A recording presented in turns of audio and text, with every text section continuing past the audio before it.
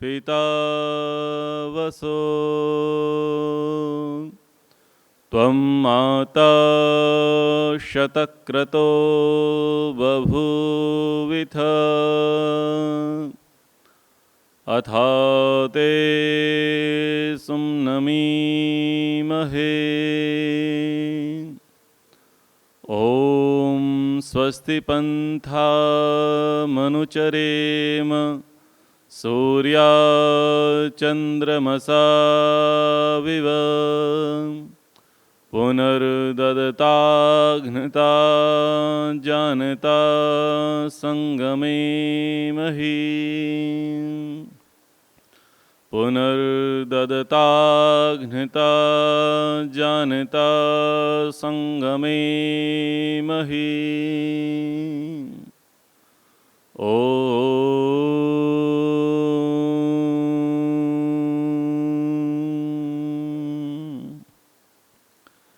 इस आर्य समाज के यशस्वी पुरोहित श्रद्धेय शास्त्री जी सुमधुर भजनों से प्रभु भक्ति का रस बहा रहे भाई तरंग जी, उपस्थित पदाधिकारीगण, मातृशक्ति, भद्र पुरुषों,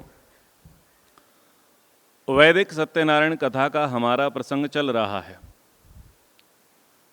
कल के प्रसंग में हमने यह जानने का प्रयास किया कि कथाएं होती क्यों हैं, कथाओं का महत्व क्या है, कथाएं क्यों कराई जाती हैं।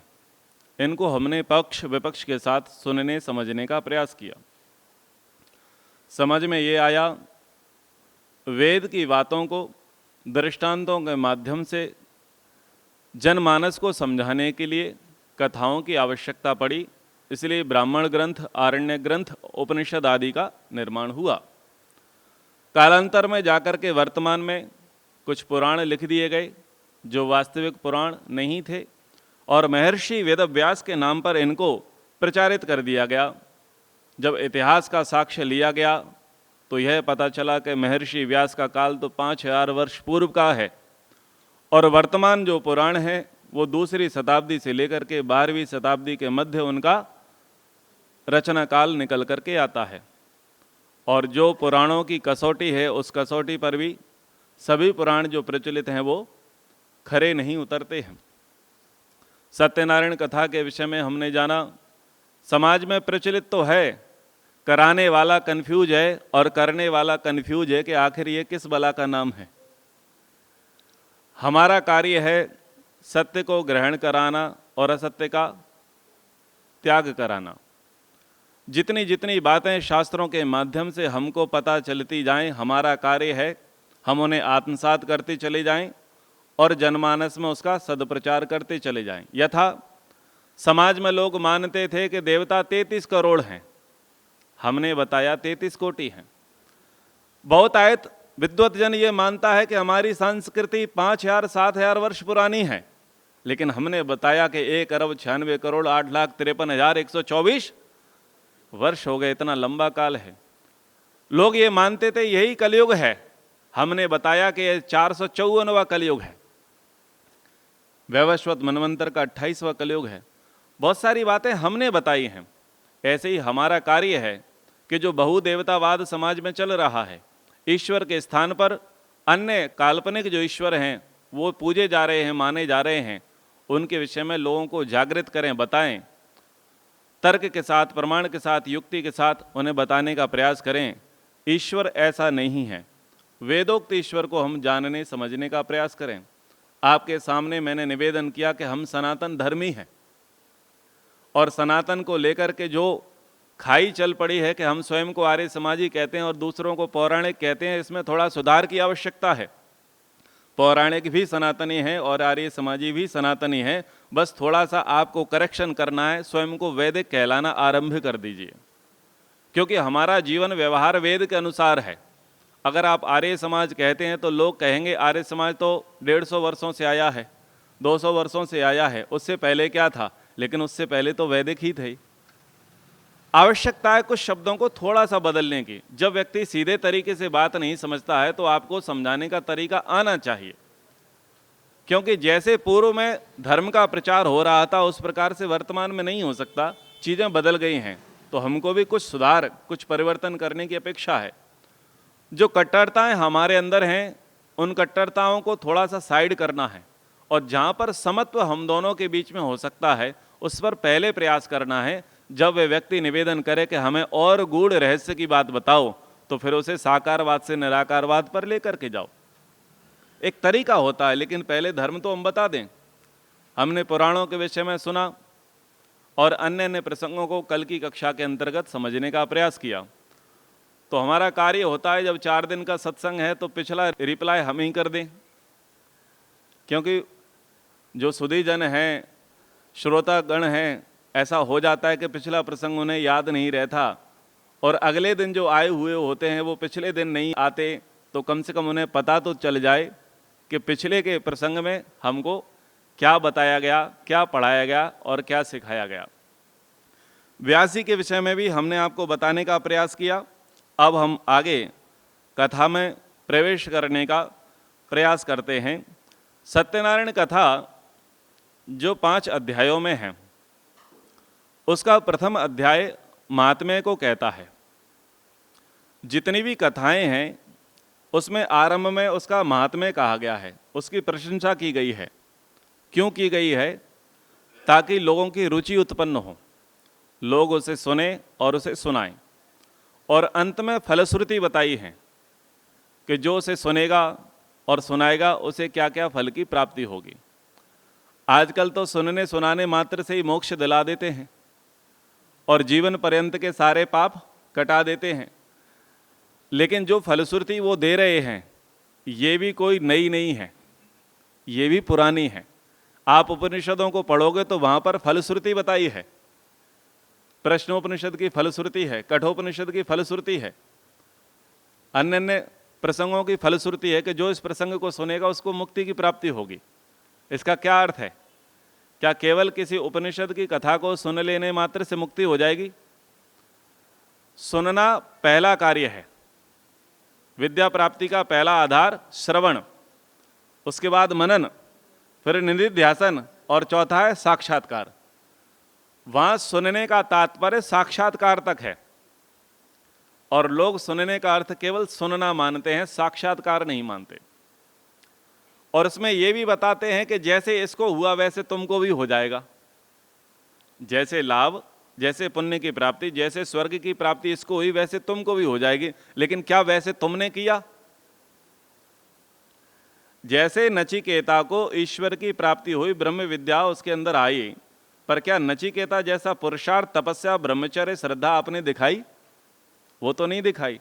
इसलिए केवल ऐसा मान लेना कि इस कथा को सुनोगे और सुनाओगे उतने मात्र से बंधन से मुक्त हो जाएंगे और पाप कट जाएंगे, ये व्यर्थ का अपलाप है, ये विलाप मात्र है। इनको थोड़ा समझने का प्रयास करना चाहिए।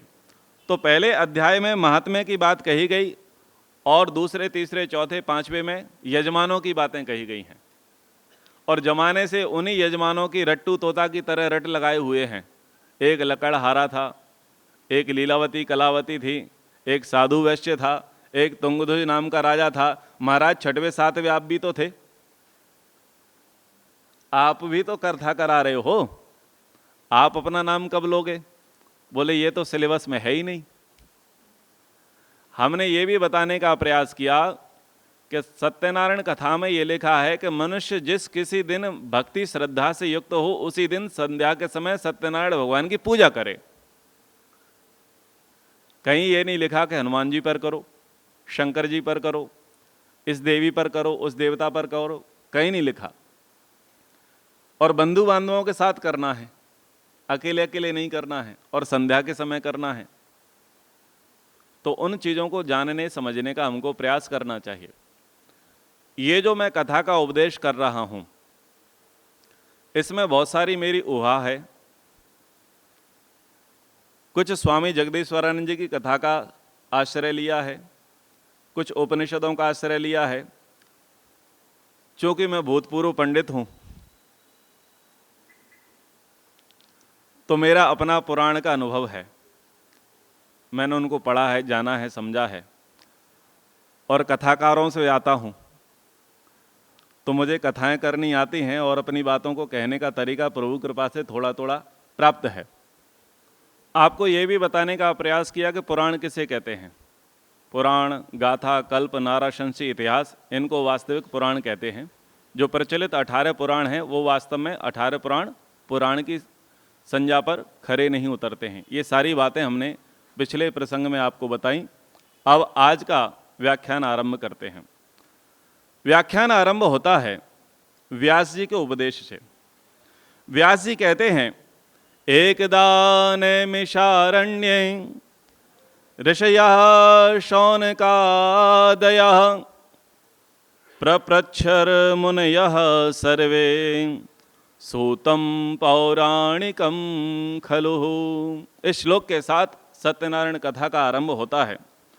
तो कहते हैं कि एक समय नैमिषारण्य तीर्थ जो है वहाँ पर शौनक आदि 88,000 ऋषियों ने, जो पुराणों के जानकार हैं, जिनका नाम सूत है, तो श्री सूत जी से जाकर के वो पूछते हैं।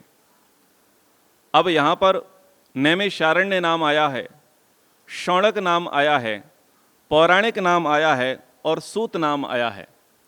इनको समझने का प्रयास करते हैं कि ये क्या थे। तो सबसे पहले नैमिषारण्य की बात और शौनक की बात करते हैं। शौनक जी एक महान ऋषि थे। कुछ ग्रंथों के अनुसार उनको सप्त ऋषियों में स्थान प्राप्त था और उन्होंने अनेक प्रकार के शास्त्रों का लेखन किया जो प्रायः लुप्त हैं, क्योंकि आप सब जानते हैं कि बहुत सारे जो हमारा वैदिक साहित्य है वो जला दिया गया, नष्ट भ्रष्ट कर दिया गया। ऋषयानुक्रमणी के अनुसार वो शुनहोत्र ऋषि के पुत्र थे और शुनक ने इनको अपना पुत्र माना, इसके कारण से इनका नाम शौनक पड़ा। ये शास्त्रों के बड़े विद्वान थे और बहुत सारी शाखाओं का और ग्रंथों का इन्होंने लेखन किया, वाचन किया, प्रवचन किया। ऋग प्रातिशाख्य, ऋग्वेद छंदानुक्रमणी, ऋग्वेद ऋष्यानुक्रमणी, ऋग्वेद अनुवाक अनुक्रमणी, ऋग्वेद सूक्तानुक्रमणी, शौनक स्मृति, चरण व्यूह, ऋग्विधान, पाद विधान, बृहद देवता, ऐसे अनेक ग्रंथों को इन्होंने लिखा था और वास्तुशास्त्र के भी ये जानकार थे। पुराणों में कई ऋषियों की चर्चा मिलती है और पुराणों के अतिरिक्त हमारे पास कोई माध्यम नहीं है जहाँ पर हम ऋषियों का, राजाओं की वंशावली को जान सकें, समझ सकें। तो बहुत सारी चीज़ें वहाँ पर उपलब्ध हैं। महाभारत के अनुसार जो आचार्य 10,000 विद्यार्थियों को पढ़ाने के और उनको रखने का सामर्थ्य रखता हो, उसको कुलपति की उपाधि दी जाती थी। डीन जिसे इंग्लिश में कहते हैं, डीन ही कहते हैं ना। तो कुलपति उसे कहा जाता था जो गुरुकुल प्रमुख है और 10,000 विद्यार्थियों के लिए शिक्षा भोजन की व्यवस्था करने में जो समर्थ हो। ऋषि शौनक उस श्रेणी के थे, वो कुलपति थे। और वो कहाँ के कुलपति थे? नैमिषारण्य जो तीर्थ है वहाँ के वो कुलपति थे।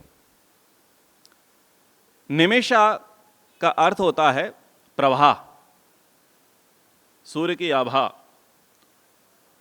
लखनऊ और सीतापुर जो है इसके बीच में नीमसार नाम का वर्तमान में एक गांव है जिसका प्राचीन नाम नैमिषारण्य था।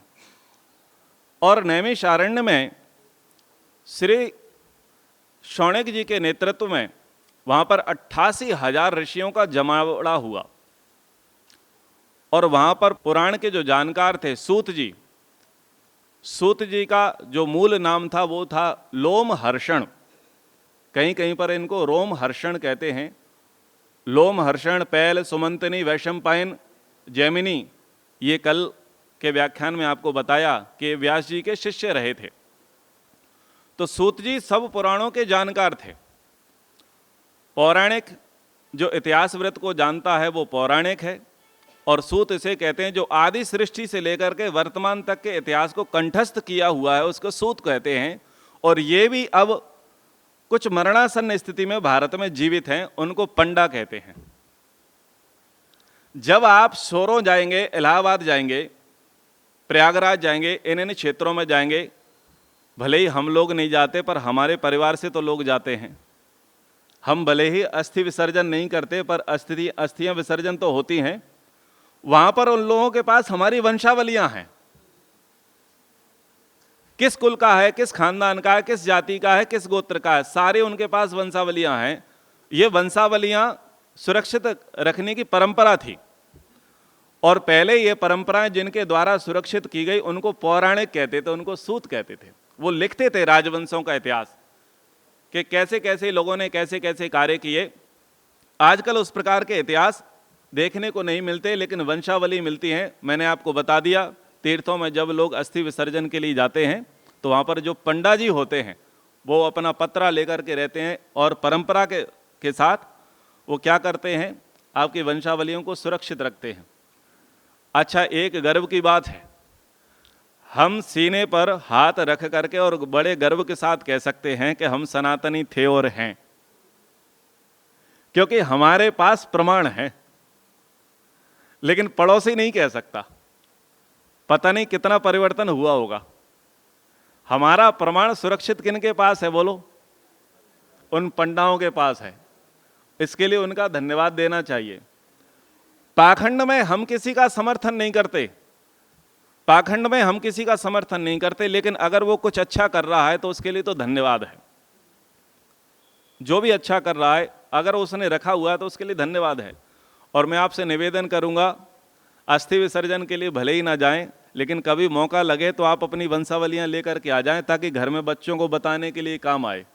और घर में एक पेंटिंग बनवाए वृक्ष जैसी, जैसे वेद की पेंटिंग होती है जिसमें पूरा वांग्मय दिखाया जाता है, ऐसे ही आप अपना परिवार का वंश वृक्ष दिखाने का प्रयास करें। कम से कम पता तो हो कि पहले पीढ़ी कितनी बड़ी होती थी, संबंध कितने बड़े हुआ करते थे। पहले 8-8, 10-10 भाई बहन हुआ करते थे। आज की स्थिति क्या है? आज की स्थिति बड़ी विचित्र है। तो प्रतीक के लिए, शिक्षा के लिए चीज़ों को थोड़ा थोड़ा हमें क्या करना चाहिए? संग्रहित करना चाहिए। हम ऐसी चीज़ों का संग्रह करने लग गए हैं जिससे कुछ विशेष शिक्षा नहीं मिलने वाली है।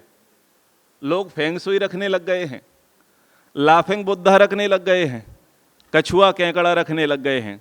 बोले क्या? बोले इससे धन आएगा। मूर्खो, धन नहीं आएगा, धन तो तुम्हारा चला गया, अगले ने तुम्हें मूर्ख बना दिया। और उसने ईंट पत्थर प्लास्टिक लोहा तुमको बेच दिया मनमानी दाम में। तो अगर घर में चीज़ें रखनी हैं तो ऐसी रखो जो ऐतिहासिक हैं, जो हमारे परिवार के विषय में बताए, हमारी संस्कृति, हमारे समाज, हमारी सभ्यता के विषय में बताए। तो ये है नारद ऋषि। 88,000 ऋषि हैं। बोलिए, 88,000 ऋषि। अब ऋषि दो प्रकार के होते हैं, ऋषि और मंत्र दृष्टा रहा। जो मंत्र दृष्टा होता है वो ऋषि होता है, वो श्रेष्ठ ऋषि होता है। और एक जो विद्या को पढ़ाने वाला होता है वो भी ऋषि होता है। तो वहां पर मूल जो ऋषि हैं वो शौनक ऋषि हैं, और उनके अधीनस्थ कितने ऋषि हैं? 88,000 ऋषि हैं। इससे आप समझ सकते हैं कि पहले विद्या का प्रभाव कितना हुआ करता था, और विद्वान इकट्ठे रहते थे। आज समस्या है कि विद्वान इकट्ठे नहीं रहते, एक मत नहीं है। एक विद्वान दूसरे विद्वान का विरोध करने में, उसका तिरस्कार करने में, उसको नीचा दिखाने में क्या मानता है कि मैं अधिक विद्वान हूं। आज विद्या का स्तर इतना गिर गया है। लोग विद्या पढ़ रहे हैं विवाद के लिए। न्याय दर्शन किस लिए पढ़ रहे हैं? विवाद के लिए। तर्कशास्त्र किस लिए पढ़ रहे हैं? स्वयं को श्रेष्ठ और दूसरे को निकृष्ट दिखाने के लिए। आप सोचो तो सही कि हमारे यहाँ विद्या का उद्देश्य क्या था? विद्या का उद्देश्य मुक्ति था। आज तो हम एक दूसरे को बांधने में लगे हैं, एक दूसरे को शब्द जाल से बींधने में लगे हैं। तो थोड़ा हमें अपने इतिहास से शिक्षा लेने का प्रयास करना चाहिए। तो व्यास जी कहते हैं कि नैमिषारण्य तीर्थ में सौनिक आदि 88,000 ऋषि पुराणों के ज्ञाता श्री सूत जी से पूछते हैं। क्या पूछते हैं?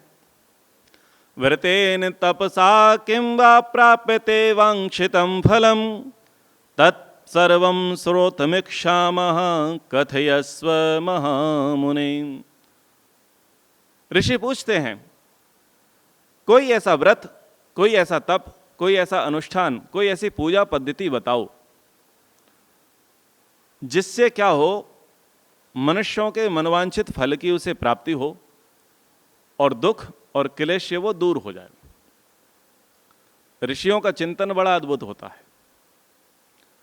बताओ, हमारे जो ऋषि थे उन्होंने कोई व्रत, कोई तप आपको बताया नहीं बताया? कोई सरल सीधा उपाय आपको बताया या नहीं बताया? क्या बताया? पंच महायज्ञ। बोलो, बताया नहीं बताया? जब बहुत मारामारी होती है कर्मकांड को लेकर के, ये भी मार्केट में चल रहा है, ये भी चल रहा है, लोग इसे सही बता रहे हैं, लोग इसे सही बता रहे हैं, व्यक्ति धर्म का निश्चय नहीं कर पाता है, तब किसी ऋषि की अपेक्षा होती है और वो बताता है कि वेदोक्त के अनुसार आप ये काम करो, ये सरल है, ये कम समय में आपके लिए लाभकारी है, आप इसे करो। और उसके लिए क्या करना पड़ता है? अनुसंधान करना पड़ता है। बहुत सारे ऋषियों को बैठ करके मंडली बनानी पड़ती है, विचार विमर्श करना पड़ता है और तब जाकर के उसको जनमानस के लिए लागू किया जाता है। आप ये जो पुस्तक देखते हैं वो किससे अनुमोदित है? सार्वदेशिक आर्य प्रतिनिधि सभा से, जिससे आप ये जो कर्मकांड करते हैं, क्यों आवश्यकता पड़ी? कोई कोई मंत्र बोल रहा है, कोई कोई मंत्र बोल रहा है, कोई किसी प्रकार से हवन कर रहा है, कोई किसी प्रकार से हवन कर रहा है। तो अब कंफ्यूजन ना हो और एक रूपता बनी रहे, सरलता बनी रहे और ज्यादा प्रपंच में व्यक्ति ना पड़े, तो विद्वत जन क्या करेंगे? बैठक करेंगे, एक मंडली बनाएंगे, एक संसद का आयोजन होगा और वहां से कुछ विधान, कुछ प्रस्ताव पारित होंगे। किस लिए? ताकि जनमानस को सुख मिल सके, सहूलियत हो सके और सरलता से वो अपना कार्य कर सके। मैंने कल आपको एक उदाहरण दिया था कि 300 का नोट नकली होता है क्या? तो आपने कहा कि जी अब असली नहीं होगा तो नकली कहां से होगा? तो मैं फिर वही कहता हूं, जैसे वर्तमान में कुंभ चल रहे हैं, इनको देख करके आप क्या मानते हैं? कुंभ थे या नहीं थे? अगर कुछ चीजें समाज में चल रही हैं तो उसका कुछ ना कुछ तो वास्तविक स्वरूप होगा। वो क्या होगा? उसको तर्क से, उहा से, शास्त्र प्रमाण से, इतिहास को खंगालने से कुछ ना कुछ हाथ में आएगा। आप ऋषि दयानंद का अमर ग्रंथ सत्यार्थ प्रकाश पढ़िए अथवा महर्षि मनु को पढ़िए, वहां पर दो सभाओं का वर्णन है, राजार्य सभा और विद्या सभा या धर्मार्य सभा, ऐसे दो शब्द सुनने को आते हैं। अब कुंभ की उहा मैं आपको बताता हूं। अब चूंकि मैं स्पष्ट कह रहा हूं कि मेरी उहा है, क्योंकि कई लोग पूछते हैं आचार्य जी प्रमाण क्या है? अब उहा के लिए प्रमाण तो अब भगवान जाने, जब मिलेगा, जिसके पढ़ने में आ जाए तब आ जाए। तो कुंभ क्यों होते रहे? जब राजा शासन करने में असमर्थ हो और वो उसके जो नियम हैं वो जन कल्याणकारी ना हो, जनता उसके नियमों से इत्तेफाक रखे, स्वीकार न करे, और जो विद्या सभा के लोग हैं वो राजा के साथ ट्यूनिंग बना करके ना चले। थोड़ी देर के लिए आप चाणक्य सीरियल देखिएगा, चंद्र प्रकाश द्विवेदी जी का, वहां पर दोनों सभाओं का वर्णन है। एक विद्या सभा यानी आचार्यों की सभा है और एक राजाओं की सभा है। ये दोनों निर्धारण करते हैं कि समाज कैसे चलेगा। लेकिन मैं धर्मार्य सभा की ओर संकेत करना चाहता हूं कि जब आचार्यगण और राजागण में सम्मति नहीं बनती, राजागण अलग भागते हैं, आचार्यगण अलग भागते हैं, तो किसकी आवश्यकता है फिर? धर्मार्य सभा। हमारे यहां दो सभा चलती हैं, एक लोकसभा और दूसरी राज्यसभा चलती है। अब धर्मार्य सभा की आवश्यकता पड़ेगी। धर्मार्य सभा किसकी है? ये मेरी उहा है, रिटायर्ड लोगों की। एक्स श्रेष्ठी यानी व्यापारी, एक्स ब्राह्मण जो अब सन्यासी हो चुका है, एक्स क्षत्रिय जो अब सन्यासी हो चुका है। हमारी वर्णाश्रम परंपरा है। एक समय तक व्यक्ति गृहस्थ के दायित्वों का निर्वाह करता है और फिर वो वानप्रस्थ के बाद सन्यास की ओर चला जाता है, घर से, समाज से नाता तोड़ देता है और हिमालय की कंदराओं में जाकर के, गहन वनों में जाकर के वो अपना डेरा डाल लेता है और वहां पर साधना करता है। कुंभ पर विचार करके देखो, कुंभ कहां पर हो रहे हैं? कुंभ हो रहे हैं नदियों के तट पर, और जो वर्तमान नदियां हैं वो प्राचीन काल में तीर्थ कहे जाते थे। हाँ या ना? तीर्थ कहे जाते थे। अब बताओ, जो सीनियर सिटीजन हैं, साधक श्रेणी के लोग हैं, रिटायर्ड हो चुके हैं, वयोवृद्ध हैं, उनको नगर में बुलाना ठीक है या उनके पास जाना ठीक है? उनके पास जाना ठीक है। तो देखो, कुंभ वहीं लगते हैं, नदियों के पास में, तीर्थों के पास में। आजकल जंगल तो खत्म हो गए, लेकिन क्या उज्जैन में पहले ऋषि रहते थे तब क्या जंगल नहीं था? जहां जहां वर्तमान में कुंभ लगते हैं वहां पहले क्या थे? जंगल ही तो थे। आज नदियां प्रदूषित हो गई हैं, तो क्या पहले प्रदूषित थीं क्या? नहीं थी। तो धर्मार्य सभा के लोगों को बुलाया जाएगा, जो भूतपूर्व श्रेष्ठी थे, सेनाध्यक्ष थे, महामंत्री थे, महामात्य थे, राजा थे, और भूतपूर्व गुरुकुलों के आचार्य थे, जो अच्छे श्रेष्ठ गृहस्थी थे, जो अब क्या हो चुके हैं? सन्यासी हो चुके हैं, वानप्रस्थी हो चुके हैं, मॉडर्न लैंग्वेज में क्या कहें, रिटायर्ड हो चुके हैं। उनको बुलाया जाएगा और उनका सानिध्य प्राप्त करेंगे कौन? राजार्य विद्या सभा वाले। सारे राजा लोग उनके पास आएंगे, जितने भी अपने अपने क्षेत्र में राज्यकार, एडमिनिस्ट्रेशन पूरा का पूरा सीनियर सिटीजन्स के पास आएगा, सन्यासियों के पास आएगा, और सारे जो पढ़ाने वाले, बौद्धिक विकास करने वाले लोग हैं वो भी पास आएंगे, और वहां पर सारा जनमानस आएगा। सबकी अलग अलग कुटियां होंगी, सबकी अपनी अपनी शंकाएं होंगी, उनका वहां पर समाधान होगा। ऐसा हुआ होता होगा, बस उसी का प्रतिरूप ये कुंभ दिखाई देता है, जो थोड़ा बिगड़ गया है। और बताओ, ऋषि दयानंद ने पाखंड खंडनी ध्वजा गाड़ करके यही काम तो किया था कि समाज में बात नहीं बन रही है तो कुंभ में जाकर के बात करते हैं। क्योंकि कुंभ में क्या होगा, देश देशांतर से सब लोग आएंगे, वहां पर हमें अपनी बात कहने का सुअवसर प्राप्त होगा, और ज्यादा से ज्यादा लोग कम समय में, कम पुरुषार्थ में ज्यादा से ज्यादा लोगों को बात समझने का अवसर मिलेगा। क्यों? वहां व्यक्ति सीखने ही आया है।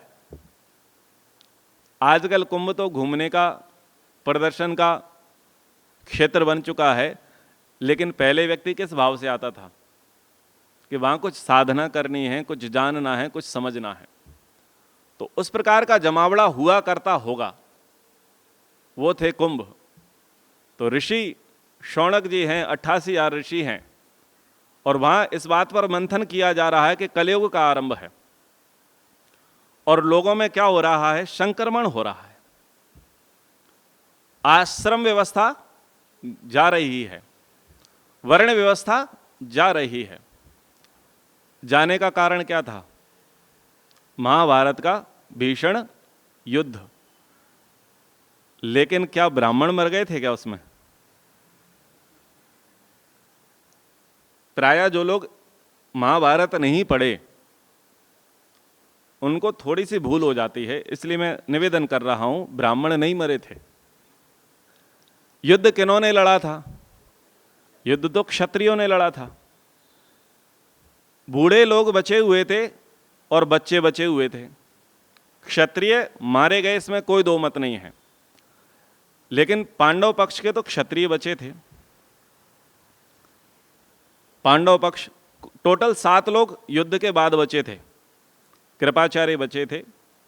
तो कोई ब्राह्मण मरा था क्या? कोई वेद पाठी? कई ब्राह्मण तो जन्म से और कर्म से ब्राह्मण थे, लेकिन बाद में जाकर के उन्होंने क्षत्रिय धर्म अपना लिया।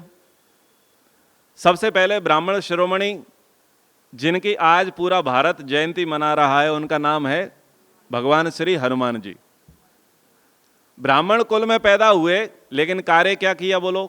क्षत्रिय का। क्योंकि हमारे यहां वर्णाश्रम को कड़ाई से पालन किया गया।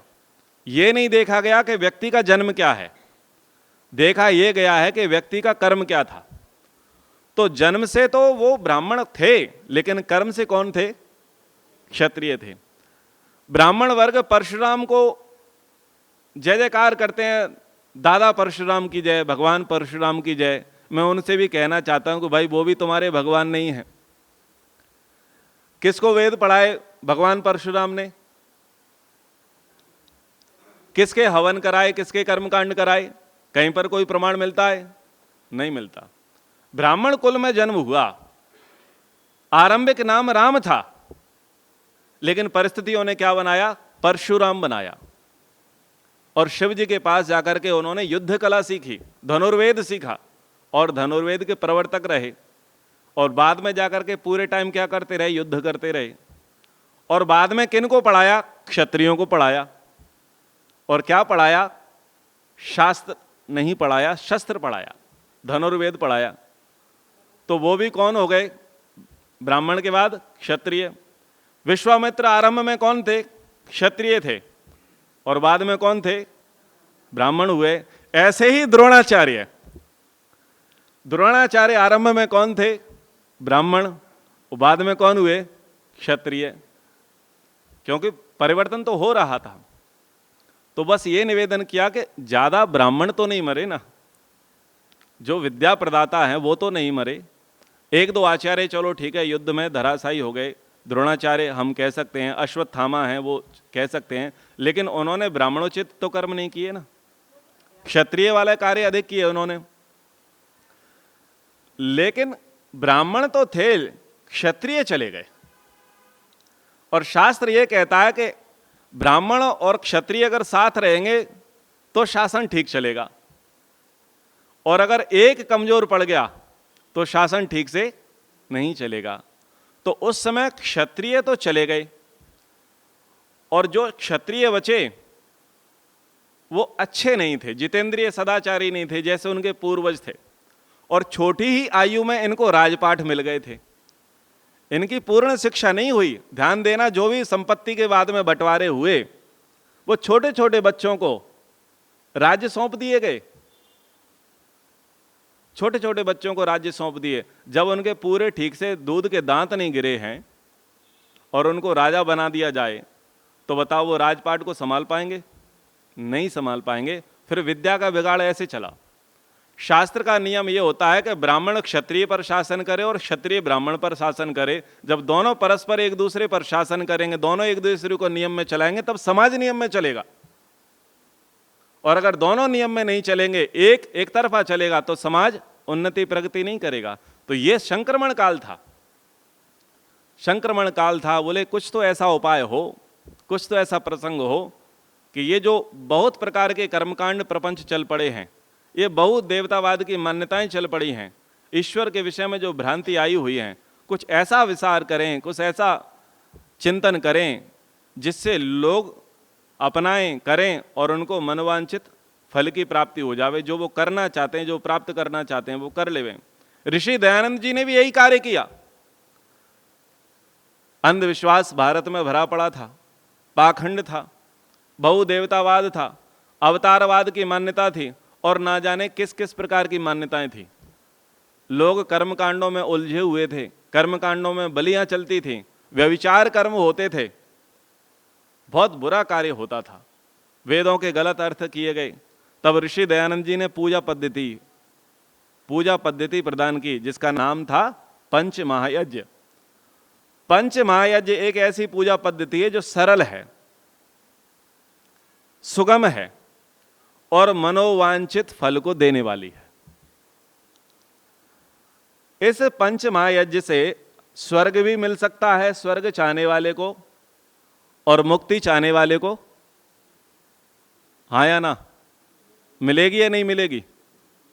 क्योंकि उसमें ईश्वर भक्ति है, ब्रह्म यज्ञ है, देव यज्ञ है, पितृयज्ञ है, बलि वैश्व देव यज्ञ है और अतिथि यज्ञ है। उसमें सब कुछ भरा पड़ा है। अगर विस्तार से जाएंगे तो सब कुछ भरा पड़ा है। उन्होंने एक पूजा पद्धति चलाई, तो यहां पर भी यही लोग यही चाह रहे हैं कि भाई कुछ ऐसा प्रसंग कुछ समझ में आए कि ईश्वर को सही रूप में ये माने, नारायण की सही प्रकार से पूजा पाठ होवे, सही प्रकार से ये ईश्वर को मानने लग जाएं। कुछ ऐसी बातें हमें बताइए। तो सूत जी कहते हैं, एकदा नारदो योगी परानुग्रह कांक्षया पर्यटन विविधान लोकान मृत्युलोकम उपागता ततो दृष्ट्वा जनान सर्वान नाना क्लेश समन्वितान नाना योनि समुत्पन्नान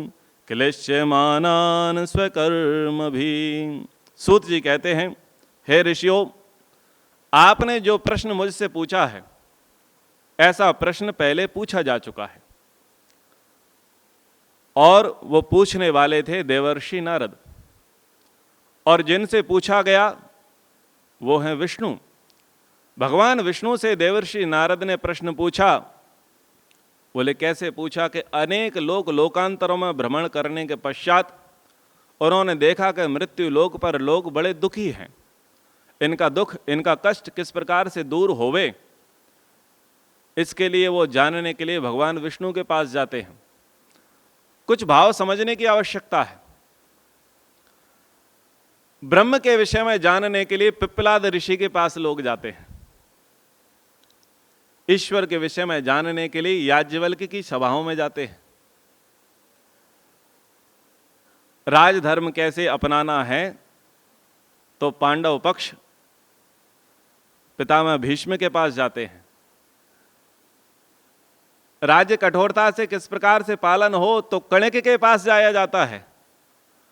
और हम हतप्रद हो चुके हैं, हम किंकर्तव्य विमूढ़ हो चुके हैं, हमें यह समझ में नहीं आ रहा कि हमारा धर्म क्या है और अधर्म क्या है, तो अर्जुन कृष्ण के पास जाते हैं।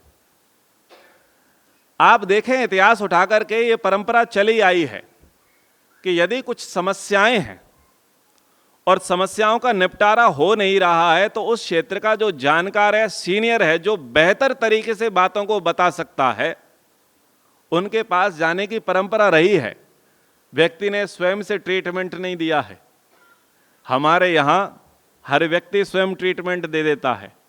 भले ही डॉक्टर ना हो, आपकी पूरी सर्जरी कर सकता है। बोलो, हमारे यहां भारत में लोग मूर्ख हैं क्या? नहीं है ना। पूज्य स्वामी जी कहते हैं कि दुनिया में 1.5 अकल है, एक मेरे पास है और आधे में सारी दुनिया है। कोई भी मनुष्य ऐसा नहीं है जो अपने आप को कम ज्ञानी मानता हो। शराबी के पास भी ब्रह्म ज्ञान मिलेगा, वो भी अपने आप को मूर्ख नहीं मानता। आप किसी हॉस्पिटल में किसी अपने से मिलने जाओ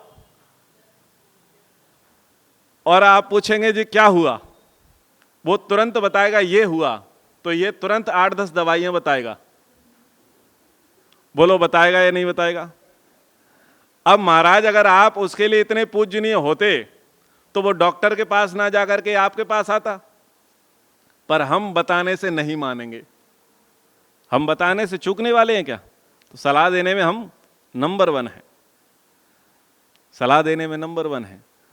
पर देखो, ऋषियों का ऐसा आचरण नहीं है।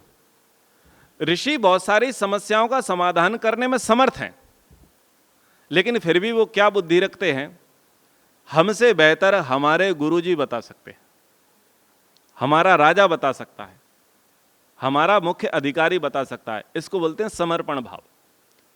नारद कौन है? देवताओं के सूचना प्रसारण, आगे बोलो, मंत्री। नारद देवताओं के सूचना प्रसारण मंत्री हैं। नारद कहते ही उसे हैं जो जल का दान देता है, ज्ञान का दान देता है, जो संगीतकार है, जो गीतकार है, जो समाचार प्रदाता है, उसको नारद कहते हैं। और इसीलिए सारे पत्रकार नारद जयंती मनाते हैं, क्योंकि सब मानते हैं कि प्राचीन पत्रकार एक ही रहे और उनका नाम क्या है? देवर्षि नारद। लेकिन दुर्भाग्य हमारे देश का, एक भी कैरेक्टर ऐसा बता दो जिसको पतित ना किया गया हो। जिनको भी हम आराध्य मानते हैं, इष्ट मानते हैं, हमारे भाई लोग, जिनकी भी हम तस्वीरें लगाते हैं, जय जयकार करते हैं, एक भी चरित्र शुद्ध नहीं छोड़ा है। जो भी हमारे विरोधी रहे, विधर्मी रहे, उन्होंने एक एक करके एक एक कैरेक्टर पर उंगली उठाई। और परिणाम क्या निकला? इतना अच्छा काम करने वाले को क्या घोषित कर दिया? झगड़ालू। आजकल ना तो किसी लड़की का नाम नारद मिलेगा, ना ही किसी लड़के का नाम नारद मिलेगा, लेकिन चुगलखोर होगा तो उसका नाम नारद जरूर हो जाएगा। क्या मानते हैं? बोले जहां पर लड़ाई ना हो वहां लड़ाई करा दे, जहां पर कोई बात ना पहुंचे वहां पर यह बात पहुंचा दे। बात इतनी सी हो और उसको इतनी बड़ी करके बता दे। बोले ये काम किसके हैं? बोले ये पक्की नारद है, ये व्यक्ति पक्का नारद है, इससे बच के रहना। ऐसे नारद का चरित्र बिगाड़ा गया है। और नारद के विषय में क्या कहा जाता है कि मन की गति है। पुराणों में उनका वर्णन किया जाता है कि मन की गति है और घूमते रहते हैं। बताओ कैसा यान होगा उनके पास? टेक्नोलॉजी पर कोई विचार नहीं किया। मन की गति यानी बहुत फास्ट चलने वाला, सेंसर को भांपने वाला, किधर जाना स्टीयरिंग की आवश्यकता नहीं है, केवल विचार करने की मात्र की आवश्यकता है और गति से चल पड़े। ऐसा यान देवर्षि नारद के पास होगा, इसीलिए तो वो लोक लोकांतर में भ्रमण कर रहे हैं। और ऐसा यान अपने पास रखने वाला कोई साधारण मनुष्य तो नहीं होगा। महर्षि भरद्वाज विमान शास्त्र में विमान चालकों की योग्यता लिखते हैं। आपने एक विमान का नाम सुना होगा जिसका नाम है पुष्पक। विधवा स्त्री उस पर चढ़ नहीं सकती, व्यभिचारी कामी क्रोधी व्यक्ति उसको ड्राइव नहीं कर सकता, चला नहीं सकता। इसलिए वहां पर सदाचारी जितेंद्रिय व्यक्ति रावण का ड्राइवर होता है। रावण उसे नहीं चला पाता था। योग्यताएं लिखी हैं कि ड्राइवर भी कैसा होगा। सोचने वाली बात है कि टेक्नोलॉजी उस जमाने में कितनी विकसित थी, हमारे यहां लोगों ने कितना गुड़ गोबर कर रखा है। नारद जी 18 विद्याओं के जानकार थे।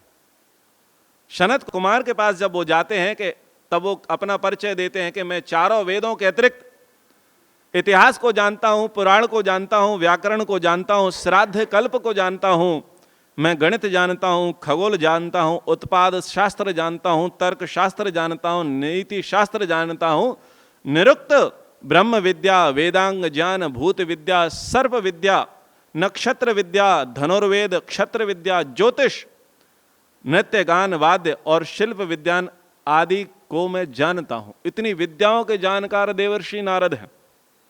मूर्ख तो नहीं होंगे ना। अब इतनी विद्याओं का जानकार व्यक्ति क्या लड़ाई झगड़े कराएगा? नहीं कराएगा। कैरेक्टर बिगाड़ने के प्रयास समुचित किए गए हैं। एक भी ऐसा कैरेक्टर नहीं है जिसको बिगाड़ा ना गया हो। आज हनुमान जी की जयंती मनाते हैं, सभी मना रहे हैं, लेकिन उनका भी कैरेक्टर बिगाड़ दिया कि उनका भी मकरध्वज नाम का पुत्र था और अद्भुत तुकबंदी है। बोले क्या?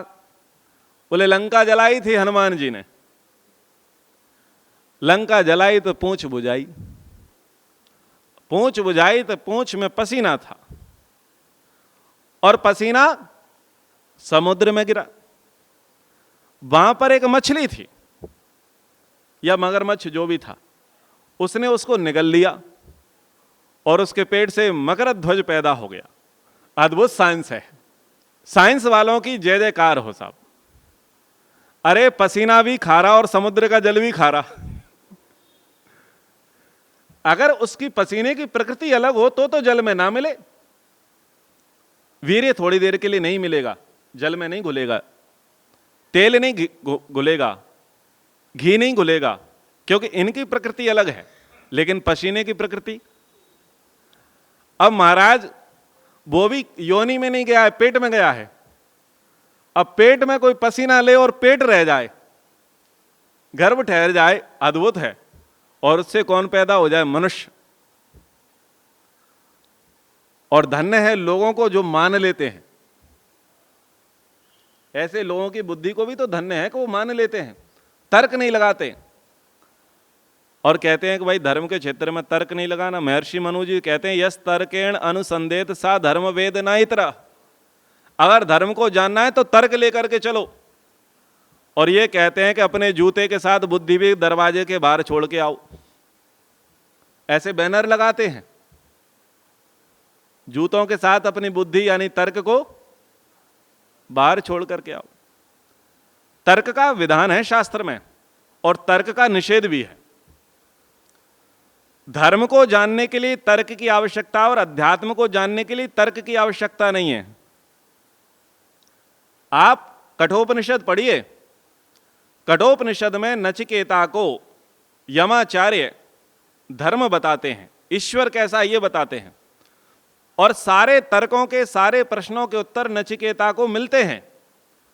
बाद में यमाचार्य कहते हैं कि अब मैं जो बताने वाला हूं वो तुझे तर्क से समझ में नहीं आएगा, अब तेरी इतनी योग्यता हो गई है, अब तू तर्क करके खंडित मत कर देना, ये लिखा है वहां पर, क्योंकि अब तेरा तर्क तर्क ना होकर के कुतर्क होगा, क्योंकि तेरी आयु कम है, जितनी तेरी बुद्धि विद्या को ग्रहण कर सकती थी उतनी तो ग्रहण कर ली, लेकिन अब मैं ऐसी बातें बताने जाऊंगा जो तेरी बुद्धि में घुसेंगी नहीं, जो समय पर ही सिद्ध होंगी। कई बातें क्या होती हैं, क्या हर समय समझ में आती हैं? जब कुछ समय बीतता है, बुद्धि का स्तर बढ़ता है, तब जाकर के वो बातें हमें समझ में आती हैं। जब हम बच्चे थे तो क्या माता पिता की बातें हमें समझ में आती थी? लेकिन जब हम माता पिता बने तब वो बचपने में हमारे माता पिता ने क्या कहा वो बात समझ में आई या नहीं आई? हर बात हर समय समझ में नहीं आती। इसलिए वहां ऋषि ने कहा कि तर्क से अब जो बुद्धि तुझे प्राप्त हुई है, इस बुद्धि को तू खो मत देना। यानी जब अध्यात्म की पराकाष्ठा गहराइयों में जब प्रवेश करना है, समाधि का प्रसंग जहां चलेगा, वहां तो केवल गुरुजी जैसा कह रहे हैं सुनते चले जाओ, वहां तर्क मत करो। तो तर्क कहां करना है, तर्क कहां नहीं करना है, ये समझने की आवश्यकता है। लेकिन लोग क्या कहते हैं, प्रवेश करने से पहले ही तर्क को छोड़ दो। तर्क नहीं छोड़ना है, तर्क साधक है, तर्क बाधक नहीं है। तो तर्क तो लगाओ कि हनुमान जी का बेटा होगा कैसे? हनुमान जी का बेटा नहीं हो सकता, तो विचार करना चाहिए। तो यहां पर ऋषि नारद जो हैं वो सब भ्रमण करते हैं, देखते हैं, समझते हैं, जानते हैं, बहुत सारे शास्त्र पढ़े हुए हैं, खुद समस्या का समाधान बता सकते हैं। लेकिन पत्रकार का धर्म है राजा को बात बताओ। विष्णु कौन है? वेवेष्टि व्यापनोति चराचरम जगत स विष्णु। व्युत्पत्ति में जो चराचर जगत में निवास कर रहा है, कण कण में बसा हुआ, वो कौन है? विष्णु है। लेकिन कथा के अनुसार विष्णु कौन है? विष्णु राजा है। हमारे 3 राजा रहे हैं। पहले राजा का नाम है ब्रह्मा, दूसरे राजा का नाम है विष्णु, और तीसरे राजा का नाम है शिव।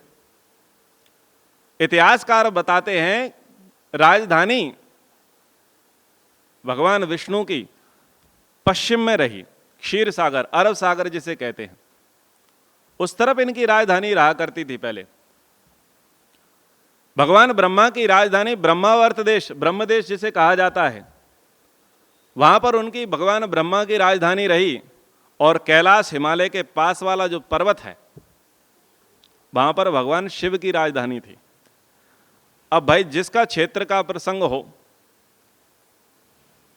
उससे बात कहेंगे नहीं। विभागीय अधिकारी, सरकार में कैबिनेट होती है कि नहीं होती? शिक्षा की बातें किससे कहेंगे? सड़क मंत्री से, शिक्षा मंत्री से ही कहेंगे। तो जिस फील्ड का डिपार्टमेंट है उस डिपार्टमेंट से बात कही जाएंगी।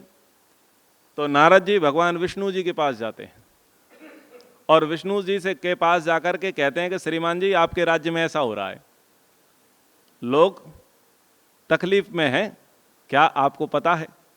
ये पत्रकार का धर्म है कि प्रजा के सुख दुख से राजा को अवगत कराए और पक्षपात रहित होकर के ठीक ठीक बातें राजा तक पहुंचाए। ये किसका धर्म है? ये पत्रकार का धर्म है। पर आजकल थोड़े लोगों के धर्म बदल गए हैं, लेकिन प्राचीन में इस प्रकार का प्रसंग, इस प्रकार के व्यवहार नहीं हुआ करते थे। आध्यात्मिक दृष्टि से समझें, जिनको वेवेष्टि व्यापनोति चराचरम जगत स विष्णु कहा, यानी भगवान विष्णु कहा, तो वो शरीरधारी हैं या नहीं है? इस व्युत्पत्ति में है या नहीं है? नहीं है।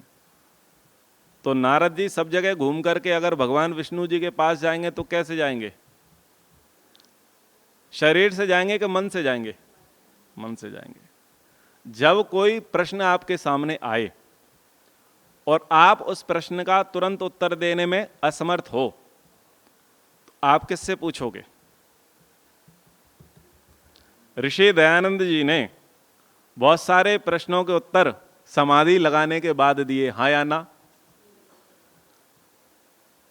वेद लिख रहे हैं, सत्यार्थ प्रकाश लिख रहे हैं, ऋग्वेद आदि भाष्य भूमिका लिख रहे हैं, गौ करुणा निधि लिख रहे हैं, पंच महायज्ञ विधि लिख रहे हैं, संस्कार विधि लिख रहे हैं, लेकिन कुछ बातें क्लिक नहीं हो रही हैं, पकड़ में नहीं आ रही हैं।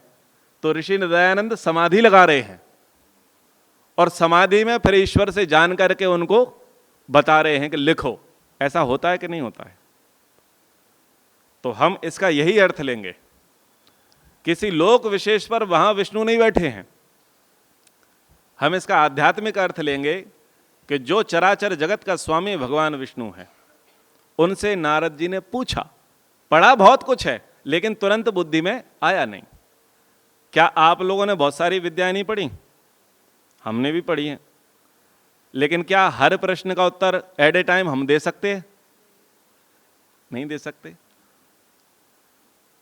नहीं दे सकते। उसके लिए समय की रिक्वायरमेंट है या नहीं है? अगर ईश्वर से कनेक्शन है तो ईश्वर से पूछेंगे, और गुरुजी से कनेक्शन है तो गुरुजी से पूछेंगे, और पुस्तक से कनेक्शन है तो पूछेंगे या नहीं पूछेंगे? घर दौड़ करके शास्त्र उठाते हैं कि नहीं उठाते?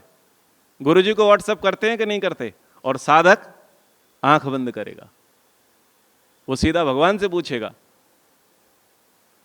वेद में मंत्र आता है, तद विष्णु परमम पदम सदा पश्यन्ति सूरयः दिवीव चक्षु राततमम। विष्णु कर्माणि पश्यते यतो व्रतानि पश्पसे। एक और उहा बताता हूं। भगवान विष्णु का वर्णन वेदों में है। अब वो श्लोक में आया और श्लोक के बाद वो मूर्ति रूप लेकर के आ गया। यजुर्वेद के 40वें अध्याय में 8वां मंत्र है, उसमें ईश्वर के विराट स्वरूप का वर्णन है। फिर यजुर्वेद में 31वां अध्याय है, जिसे पुरुष सूक्त कहते हैं, उसमें ईश्वर के विराट स्वरूप का वर्णन है पुरुष सूक्त में। ऐसे कई सूक्त हैं, कई मंत्र हैं, कई अध्याय हैं जिसमें ईश्वर के विराट स्वरूप का वर्णन है। किसी विद्वान ने पढ़ा होगा, ओहा दे रहा हूं आपके लिए, किसी विद्वान ने पढ़ा होगा कि विष्णु कैसे हैं, तो उन्होंने संस्कृत में वाक्य रचना की। शांताकारं भुजंग शयनम पद्मनाभं विशेषम विश्वाधारं गगन सदृशम मेघवर्णं शुभांगम लक्ष्मीकान्तं कमलनयनं योगवेद्यानगम्यं वन्दे विष्णु भवभयहरणं सर्वलोकैकनाथं। बताओ, विराट भगवान का इसमें वर्णन है या नहीं? एक ही छंद में, शार्दुल विक्रीडितम छंद में मैंने इसका श्लोक का वाचन किया, क्योंकि पहले तो कंठस्थ हुआ करते थे, ये आ गया, थोड़ी बहुत अशुद्धि हो सकती है। क्या कहा? शांताकारम, ईश्वर कैसा है? बोले अगर ईश्वर में ध्यान लगाओगे तो तुम शांत हो जाओगे, शांत हो जाओगे, निरुपद्रव्य, उथल पुथल आपकी समाप्त हो जाएगी। अच्छा, केवल ऐसा ही है क्या?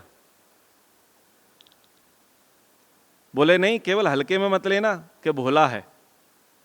भुजंग शयनम, किससे डर लगता है लोगों को? काल से डर लगता है। काल का प्रतिनिधि कौन है? सांप है। सांप को देख करके सबको डर लगता है, अभी डस लेगा, अभी शांति पाठ हो जाएगा। तो काल का प्रतिनिधि कौन है वहां पर? भुजंग शयनम। बोले ऐसा भी है कि वो, उसका स्वरूप शांत है, उसकी भक्ति करते हैं, उसकी साधना करते हैं तो मन में शांति की प्राप्ति होती है, लेकिन उसे केवल भोला मत समझ लेना, वो काल पर तो लेटता है। भुजंग शयनम, काल पर लेटता है, सांप पर तो वो लेटता है, भुजंग शयनम। और संसार के सारे रत्न उसकी नाभि में, उसके भीतर भरे पड़े हैं। पद्मनाभम, हमारे यहां संख्या चलती है ना, इकाई, दहाई, सैकड़ा, हजार, 10,000, करोड़, 10 करोड़, फिर पद्म आता है और पद्म को बड़ी संख्या माना जाता है। तो पद्मनाभम सुरेशम, उसकी नाभि यानी अंतरिक्ष, नाभि क्या कहा जाता है? अंतरिक्ष। उसी के अंदर सारी जो सिद्धियां हैं, जो ऐश्वर्य हैं, जो रत्न हैं वो सब किसी के अंदर हैं, ईश्वर के ही अंदर विराजमान है। पद्मनाभम, और क्या कहा, सुरेशम, जितने भी देवता हैं, जितने भी सुर हैं, उन सब का वो कौन है, ईश है। और कैसा है, विश्वाधारम, हिरण्यगर्भः समवर्तताग्रे भूतस्य जातः पति एक आसीत। विश्वाधारम, पूरे विश्व का आधार है। बोले कितना बड़ा है, गगन सदृशम।